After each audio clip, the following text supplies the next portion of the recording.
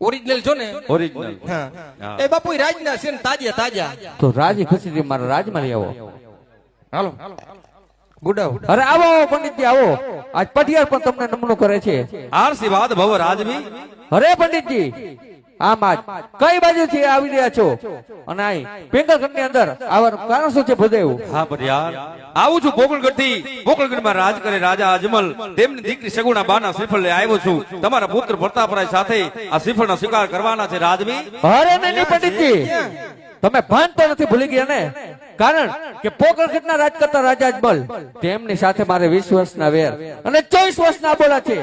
માટે પ્રધાનજી જા હૃદય માને તો ઠીક છે, નકઈને ધક્કા મારી અને ડેલી ની બહાર કાઢો. અલે નીકળ ઉપર.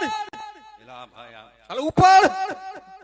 પ્રધાનજી શું છે? જઈને મહારાજાને જાણ કરો શું કે પંડિત શ્રીફળ જિલાવ્યા વગર જવાના નથી. કેમ કે તાર બાપુનું રાજ છે?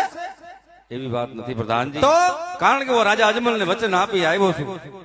આ શ્રીફળ નો સ્વીકાર નહીં કરાય તો પંડિત અહીં દેહ પાડશે અને તમારી આ પિંગલ નગરી ગોજારી બને. માટે શ્રીફળ નો સ્વીકાર કરાવો. ઈ મેળ નહીં પડે. નીકળો હાલો ઉપડો. હાલો હનુમાન બાપા ડેરીએ નાજી વધારે ઘર ભેગા થાવ. અરે વીરા પ્રધાનજી હું 360 ગાવ દૂર થી ચાલીને આવ્યો છું. માટે રાજવી વડિયાને જાણ કરી દો વીરા. યા